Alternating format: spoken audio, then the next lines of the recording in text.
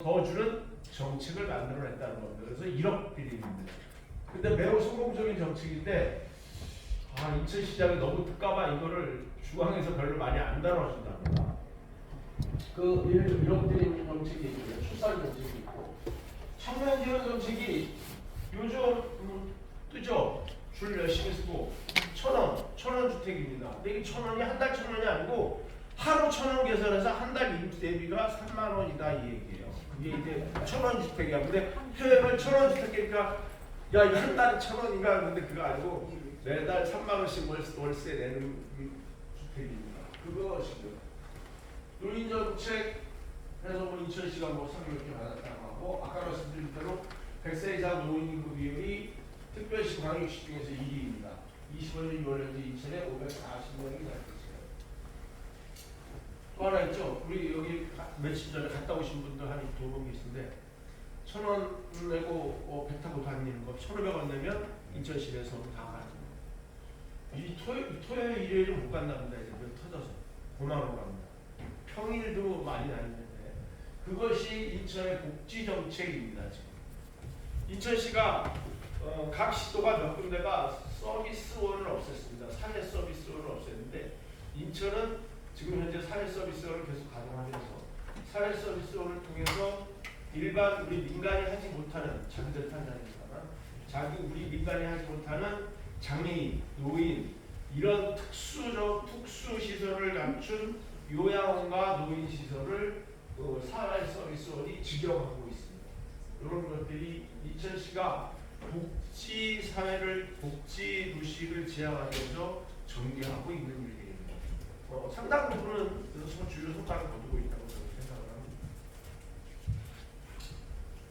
제가 오늘 강의하게 된 자격이 인천 시민교수라서 인천 시민교수에 대해서 잠깐 설명해 보겠습니다. 시민교수 후보 최고령 시민교수 후보입니다. 시민교수에 대해서 설명을 드리겠습니다. 인천형 시민교수는 인천평생교육진흥원이 주관하고 있습니다. 평생교육에 대해서는 여기도 있습니다만 평생교육법 제20조는 이렇게 이야기하고 있습니다. 대한민국의 모든 지자체는 국가와 지자체는 평생교육 시설을 갖추어야 한다라고 되어 있습니다. 할 수 있다거나가 아니라 하여야 한다. 그래서 선생님들 다 돌아다 보시면 각 군구마다 평생교육 시스템이 갖춰져 있습니다. 그것이 시도에도 갖춰져 있어야 되고 인천뿐만 아니라 전국적으로 다 갖춰야만 하는 필수적인 시설입니다. 그래서 인천은 지금 인천평생교육진흥원이 재단법인으로 설립되어 있고 여기서 앵커 역할, 컨트롤 역할을 다 하고 있습니다.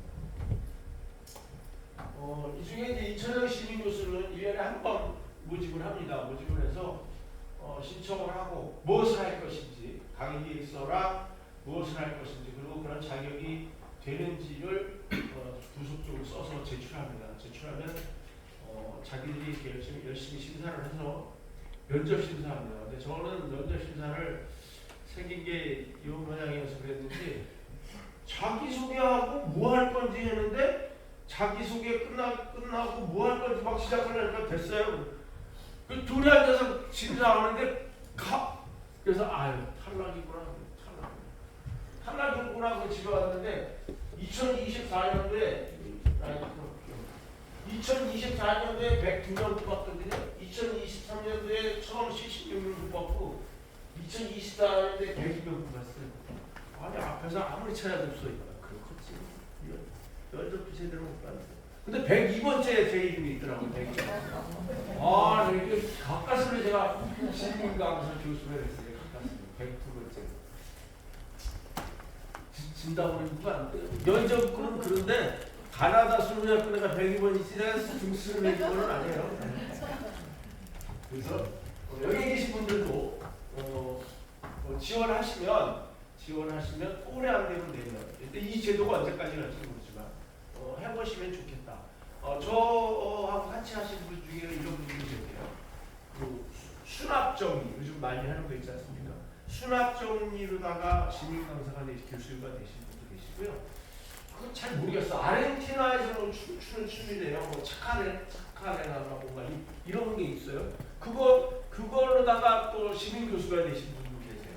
그분은 열심히 이렇게 서류가 잘해서 우리 저 인춘동 벙커 지하차도 안 다니는 지하차도 문화센터를 꾸며놓은 데서 정기적으로 강습도 하세요. 그래서 그런 분들도 계시고요. 또 인원은 적지만 아직도 문해교육을 필요로 하는 분들이 계십니다. 문해교육을 하시는 분들도 계십니다. 그래서 여기 8개 영역 기초생활문해라든가 학력구한, 직업능력, 성인진로 개발 역량, 문화예술, 인문교양, 시민참여, 공부문야 여기에 해당되는 지원해 보셔도 좋습니다. 물론 저를 쫄게 만들었던 것 현역 교수들도 지원한다는 거예요. 현역 교수들도 그 사람들도 지원합니다. 그렇지만 내가 전문 아까 말씀드린 것처럼 수학 정리에 대해서 내가 하고 있고 잘 하고 있다. 보다 좀 하나 붙여서 민간 자격증이나 하나 붙여서 이렇게 하면 특별한 학자가 없으면 됩니다. 물론 강의는 시민교수가 된다고 해서 대학에서 불러주고라고 이렇게 하지는 않습니다. 한 번만 기회를 만들어주고 나머지는 자기가 하는 겁니다. 급여를 주거나 그러지 않고. 네, 시민교수에 대해 소개해드렸습니다. 할 때 이거 넌 누구냐 그걸 꼭 해야 되는데요. 저기 간략히 소개 올리겠습니다. 저 사진이 훨씬 낫죠. 예, 저는 역사 철학을 공부했습니다. 박사과정에서 역사 철학을 공부했고요. 주로 이제 불교에 관심이 있고 인천 불교에 대한 관심이 좀 있었습니다. 인천이 종교 면에서는 불교가 좀 약한데 왜 그런가 이 대중들한테 물어봤더니 인천이 개항의 도시라서 그런데요. 일로 기독교나 카톨릭이라는 게 많이 들어와서 그렇다고 하는데 사실은 보면 개항 이전에 이미 우리나라에 다 들어와 있었습니다. 도마 안중근 의사의 호도 도마예요. 천주교 신자거든요. 세례받았거든요. 그러니까 이미 우리가 개항을 하기 이전에 이미 종교가 들어와 있었기 때문에 그렇지 않다라고 하는 걸 좀 통계적 데이터나 실질적 데이터를 좀 보여주고 싶었고요. 그 과정에서 또 하나는 그때 우리가 이 문을 열 때 이미 일본 종교도 상당히 들어왔다는 거예요. 상당히. 그래서 들어와서 인천 같은 경우에는 중구 신포동 답동 사거리에서 신흥동 사거리 쪽으로 오는 쭉 송도중학교 이런 쪽에는 실질적으로 그때도 그렇고 지금도 그렇고 그때 일본 사찰이 쭉 있었다. 송도중학교 건물이 송도가 개성에서 내려왔는데 송도중고등학교가 개성에서 내려왔는데 학교가 없어. 학교가 없어갖고 뭘 했냐. 지금 송도중학교 자리에 1번 절이 있었는데 그거를 교사를 줬다는 거죠. 그 정도로 1번 절이 많이 있었는데 일본 불교가 일본이 패망하면서 다 빠져나갔다. 그러니까 그렇다 해서 종교가 그 종종이나 어떤 종단이 나간 거지 그걸 믿던 사람들이 없어지진 않았을 거 아니에요. 그래서 그것도 좀 어폐가 있다. 그런 것들을 좀 찾아냈습니다. 그 다음에 이제 공학 석사를 했는데 철학은 4주 근데 철학 박사를 했는데 제가 4주팔자를 볼 줄 몰라요. 그건 모르고 공학 석사 할 때는 산업공학을 했습니다. 생산성부터 품질 관리하고 이런 것들. 그 이후에 이제 좀 문학사도 했는데요. 문학사는 외국인들한테 한국어를 가르치는 그거가 있으나 관광공사가 주관하는 그런 거를 공부하면서 문학사를 하게 됐고 사회복지사 했으니까 사회복지사 공부할 때 행정학사를 하게 됐습니다. 경영학사를 했고 지금 현재는 제가 장기영리가 4개 창업해서 2개 운영하고 있고요. 경비업 또 비행기 정비업을 하는 지혜네어라는 회사를 하나 운영하고 반도체 렌트카 회사를 하나 운영하고 있습니다. 그 전에는 현대전자 지금 하이닉스 반도체에서 한 3년 정도 근무했고 지금 문제가 되고 있는 MT손해보험인데 국제학회에서 정보자원으로 운영하는 근무했었습니다. 지역에서는 지금 현재는 전국 재가정비연구원연합회 인천지부장을 하고 있고 여기로 가까이 있는 연수구 농인의 자문위원장을 한 6년 정도 했습니다. 연수구 재학문위원장을 한 3년 정도 했고 강의는 연수구 농인대학 전문건설협회 그거 얼마 전에 하물파리 법인시설 그걸 운영하는 곳에서 했습니다. 미천한 내용을 계속 소개해드렸습니다. 예, 이제 문풀기도 끝났고 소개도 끝났고 공식적으로 해야 되는 의무사항을 해야 되는 건 다 했습니다. 이제 모든 준비한 강의를 했습니다. 어떠세요? 노인을 얼마로 생각하시나요? 노인이 몇 살이 노인? 몇 살이 노인? 70이 내 노인이었으면 좋겠어. 70. 또 몇 살이 노인이시면 노인이시라고 생각하세요? 몇 살? 85세요. 85세. 내가 아닌 노인이 못 되네. 주무시겠습니다. 오늘 맛있는 거 사주셔야 되겠네요. 어떻게 보세요? 제가 이거는 이 주제로 두 번째, 지금 세 번째인데 다 해보니까 물어보면 그냥 이제는 70을 노인으로 안 보더라고요. 그러니까 60을 노인으로 보는 사람은 아무도 없고 당연히 없고 어디에서는 17살을 빼야 된다고 해요. 지금 나이에서 17살을 빼야 나이다. 그런데 대체적으로 얘기하는 게 80세를 노인으로 본다는 거예요. 우리가 요즘 우리 노인복지시설 장기간 기관들은 다 어르신이라고 부르는데 어르신이라고 부르는 분들은 그냥 노인 그러면 늙어버린 나무처럼 이미 끝나버린 건데 어른의 의미는 다르잖아요.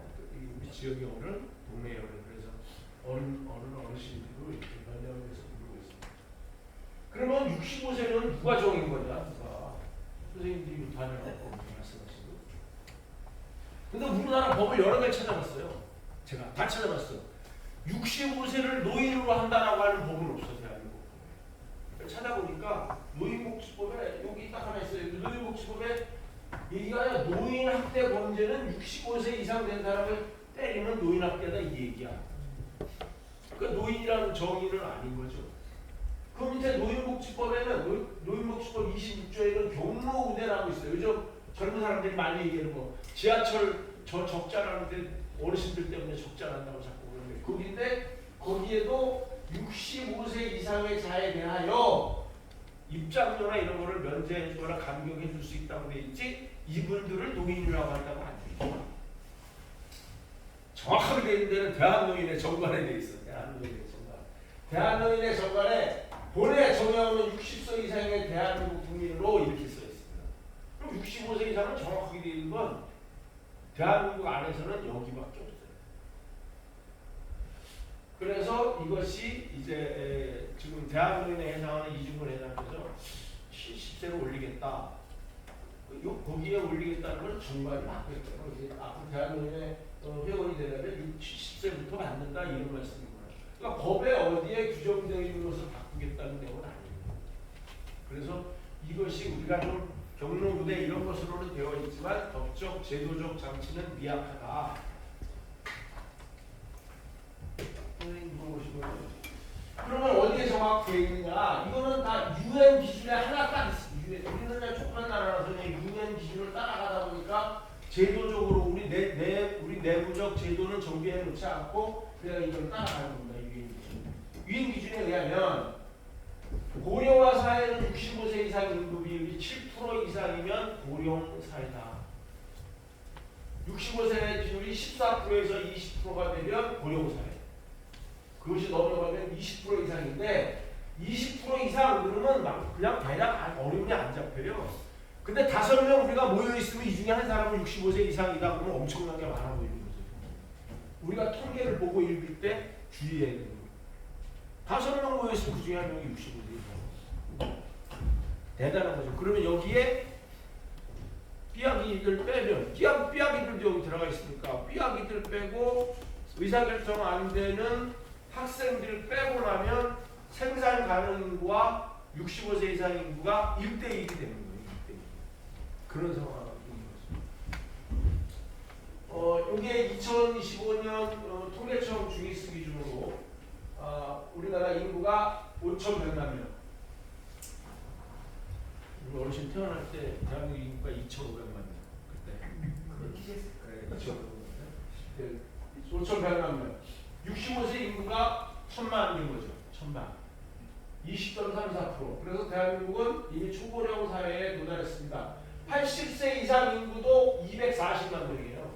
240만 명이면 대전시보다 더 많은 겁니다. 대전시 총 인구보다. 여기 중위수라고 되어 있는데 인구 추계를 중위수라고 표현한 건 이겁니다.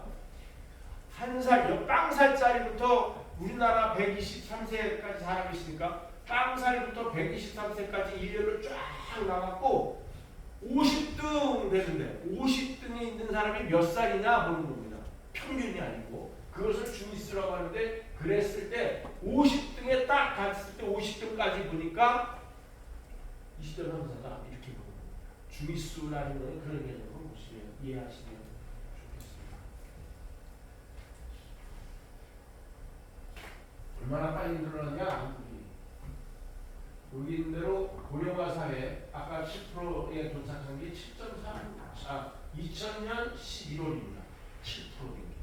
근데 이때는 좀 더 뒤에 갔죠. 이쪽 고령 사회가 된 게 2017년이니까 15% 된 거가 이렇게가 14%, 15% 도착할 때가 2017년이었습니다. 근데 불과 7년 만에 20%가 넘어온 거죠. 이 그래프로 보면 더 짝스레게 올라간 게 보입니다. 이렇게 드러났습니다. 초령사회에 도달한 시기가 한국은 7년, 일본은 10년, 이탈리아는 20년, 덴마크 42년 걸린대요. 이거 자꾸 이 신문이나 언론에서 잘못 써놓는 거예요. 이런 겁니다. 이미 덴마크나 프랑스나 이탈리아는 이미 고령사회에 도달해서 이 고령사회가 42년간 유지된다는 거예요. 여기는 이미 장수명화가 먼저 도달한 거예요. 우리는 60만 돼도 환갑잔치 60명 100명 모여갖고 환갑잔치 할 때 여기는 그런 거 안 했다는 거죠. 그러니까 우리가 급작스럽게 많아졌다는 거고요. 이 통계에서 우리가 좀 주의해서 봐야 될 것은 노인 인구만 많아지는 거냐가 아닙니다. 비율이 높아진 것이기 때문에 저출산에 의한 요인들도 있는 것이죠. 총 인구는 늘어나지 않는데 노인 인구 쪽으로 자꾸 중심이 이전해 가고 있는 거예요. 그러니까 저출산 때문에 노인 인구가 더 많아져 보이는 착시 현상인 것이기도 합니다. 지금 우리가 당면에 있는 것은요.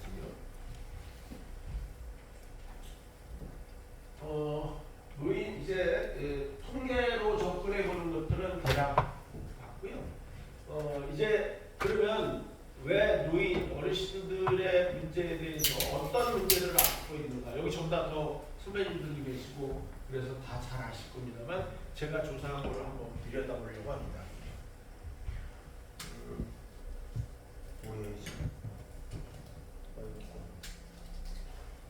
교인이 안고 있는 문제들이 무엇인지 저보다 현장에서 더 잘 아시는 더 많이 겪고 계신데요.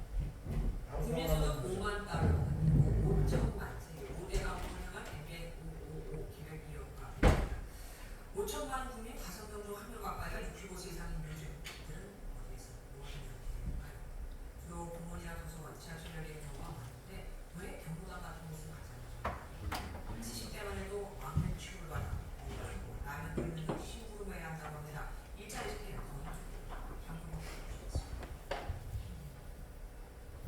공원 한편에 놓인 장기판 주변으로 노인들이 3, 4, 5 모입니다. 적적한 하루를 보낼 곳이 딱히 떠오르지 않다 보니 매일같이 이곳에 출근 도장을 찍습니다.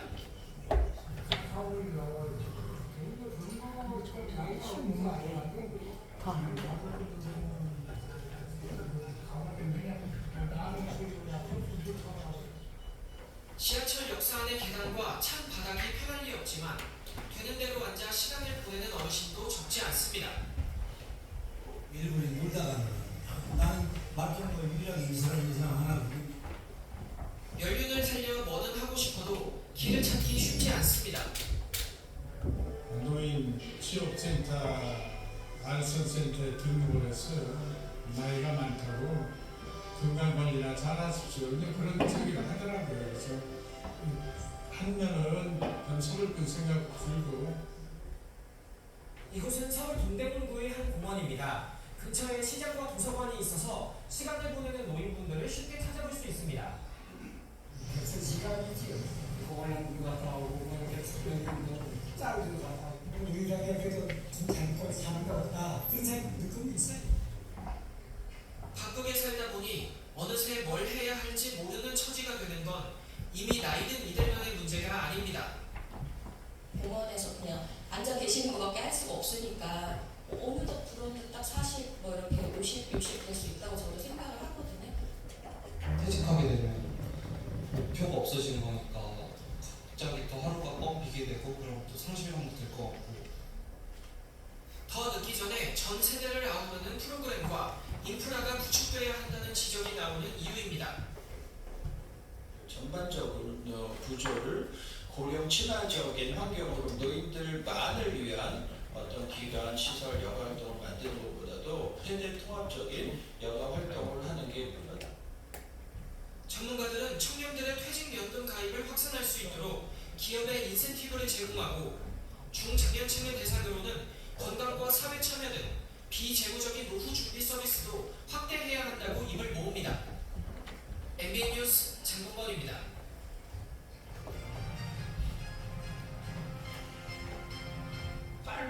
짧은 거지만 여기에 노인의 지금 현재 노인들이 겪고 있는 문제들이 다 축약이 되어 있습니다. 일자리의 문제이기도 하고 정서적인 문제에 대한 얘기도 하고 그렇죠. 경로당을 가시려고 해도 70 주변을 넘어야 가도 막내치고 있다. 그럼 어디 가라는 거지? 일자리도 그런 문제들이 누가 있는데 그런 것들을 한번 좀 더 세부적으로 보도록 하겠습니다.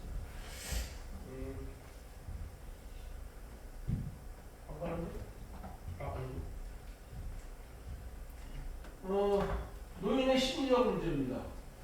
노인들이 지금 생각하고 있는 것 아니면 노인들이 처한 상황입니다. 가장 크게 고독과 사회적 불. 안 나가시죠? 바깥에. 자아존중감 상실 불안. 불안과 두려움이 있죠. 이 두 가지 요인 때문에 우울감이 들기도 하고 우울증에 빠지기도 하는 것이죠. 인지기능 저하가 되고 있다는 것은 스스로도 답답해할 수 있습니다. 근데 여기서 좀 제가 하나 좀 더 말씀드리고 싶어서 발췌한 자료는 이 부분입니다. 고독사 사망자와 전체 사망자 수의 비율인데요. 지금 2021년도, 22년도, 23년도 자료를 보면 한 해에 3,300명이 고독사입니다. 3,000명대. 근데 이 3,000명 그러면 몇천만 명 되는데 뭐 이렇게 생각하실 수 있습니다. 제가 그래서 자꾸 두 번 이렇게 해서 세분화했습니다. 한 해에 10명이 죽는다는 거예요. 고독사는. 우리나라에서 매일 10명씩 인천시 제가 또 계산했습니다. 240, 248명이니까 한 명 정도뿐 안 되죠. 매일 10명에서 11명이 고독사하고 있다는 거예요. 고독사하고 무연고사하고 또 차이가 좀 있습니다. 무연고는 연고자가 없는 거예요. 이 무연고 사망에는 가족이 있는데 고독사 혼자 돌아가셨는데 인수를 안 하는 거예요. 이 부분까지 고독사의 통계에 포함을 하고 있거든요. 그런데 이게 훨씬 더 많아요. 그러면 이 문제들이 그래도 해소해 주려고 노력하면 어디 갔어? 여기에 닥친 요 문제들 고독감, 사회적 고립, 우울감, 우울증 이거를 좀 해소하면 이러한 사망자를 좀 줄일 수 있지 않는가. 노인들이 고독해서 돌아가시고 심리적 압박 때문에 돌아가시는 이 부분은 누군가 해야 된다. 근데 저희 장기화기관 운영하는 사람들도 여기까지 우리가 하기에는 어렵잖아요. 이것에 대한 인센티브도 없고 오히려 이거 하면 현수조사 받아갖고 현금 한수 당하고 이런 상황이에요. 그런데 이런 부분들이 안 되고 있다. 지금 어르신들이 80대 어르신들이 90대 어르신들이 느끼고 있는 고독감이 얼마나 큰가를 이 통계로 한번 좀 보시면 좋겠다. 생각해보면 좋겠다. 그 다음에 가장 우리가 눈으로 많이 확인하는 거죠. 노인들의 신체적인 문제입니다. 기능 저하 당연히 와 계시고요. 만성질환이 건강 악화되어 계시고 약 2개 이상 안 드시는 분이 없잖아요. 이쪽에 오른쪽에 보면 만성질환 유병률인데 병을 갖고 있는 율인데요. 고혈압, 고지혈증. 고혈압을 갖고 있는 분들이 58%예요. 어르신들. 고지혈증 47%, 관절염 31%. 이 병들을 다 갖고 있습니다. 또 하나, 낙상을 겪게 되면 거의 사망으로 이어지고요. 낙상을 한번 겪게 되면 이게 다 장애인이 됩니다. 노인 장애인이에요. 회복을 못하고.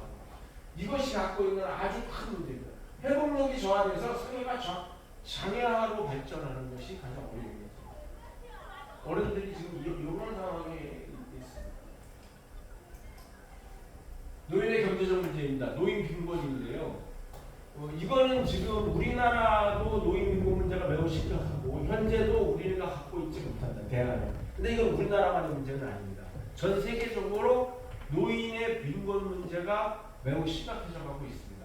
그러니까 이거를 우리나라도 국민연금을 도입할 때, 그 건강보험을 도입할 때 했던 것 추계치를 훨씬 넘어가는 거예요. 어르신들이 더 많이 사시고 더 장수하시는 거예요. 그래서 노인 빈곤 문제를 해결을 못하고 있고, 그렇다고 치더라도 우리는 너무 준비가 안 돼서 OECD 국가 중에 가장 열악한 노인 빈곤 국가입니다. 노인의 빈곤율이 40%가 넘어요. 국민연금공단 안에 국민연금연구원이 있는데요. 거기에서 23년도에 보고서를 냈습니다. 얘네가 매년 냅니다. 내는데 23년 보고서만 보게 됐는데 우리가 지금 노인 부부 두 분이 살아가시려면 217만 원 필요하대요. 생계비, 주거비, 활동비 뭐 이런 거 다 합해갖고요. 혼자 살면 136만 원 있어야 된대요. 근데 지금 우리 얼마냐? 소득 34만 원. 노령연금으로만 사시는 분들 34만 원. 그러니 빈곤할 수밖에. 그 대표적인 거는 연금제도가 약해서 그런 것도 하고요. 뒤에서 시간이 되면 뒤에서 검토하겠습니다만 소개해드리겠습니다만 연금이 너무 약하기도 하고요. 의료비가 증가했죠. 장기형 수가는 안 올려주는데 의료 수가는 잘 올려줘요. 가족 구조가 변화됐습니다. 가면 갈수록 보이시지만 이제 각각 혼자 사는 독거 세대가 훨씬 더 많아졌고요. 또 가족 두 세대가 같이 산다고 하더라도 연락만 하고 사는 거지 사실 주거는 따로 하고 있죠. 뒤에 보이지만 3대가 사는 할아버지 아니면 할머니하고 손주하고 손녀하고 같이 사는 세대가 10%다. 그러니까 이제 전통적으로 효를 기반으로 하는 효에 의지한 노인복지나 노인의 생활은 노인의 건강한 삶은 기대할 수 없는 겁니다. 여기 계신 많은 분들 노인 장기요양 기관 종사자들한테 기대해야 됩니다. 노인 장기요양 기관의 역할을 더 키워줘야 됩니다. 근데 노인 장기요양 기관들이 그거 조금 약간 오토한 얘기인데 노인 장기요양 기관들이 정부가 하라는 통합 돌봄에 대해서 협조하지 않으니까 이게 의료와 간호로 넘어갔습니다. 그래갖고 어저께 그저께 여기 인천 송도에서도 했고 정부가 전국 5개 도시를 돌면서 토론회를 했는데 장기요양기관을 아무도 안 불렀어요. 아무도 안 부르고 요양기관하고 의료기관하고 간호하고 시하고 앉아서 열심히 토론을 했어요. 그 양반들 모실 때 누가 모실 건데? 제가 장기요양기관이 모셔야 되는데 우리는 빼놓고 지들끼리 앉아서 하고 있어요. 뭔가 정확하게 제대로 해야 되는데 보여주려고 하는 것만 너무 강하지 않은 거야. 이건 약간 역할을 하는 게 있어요. 노인의 경제적 문제는 이렇습니다. 좀 더 그래프로 보면 아까 본 것처럼 그래프로 보면 더 심각하죠. 고령으로 인해서 65세 이상입니다. 65세 이상 인구 중에 240만 명, 248만 명이 아무 일도 하지 않고 있습니다. 아무 일도 하지 않는 게 아니라 아무 일도 못하고 있는 것일 수도 있어요. 근데 248명이 놀고 있는데 34만 갖고 살으려니 이게 삶이 안 되잖아요.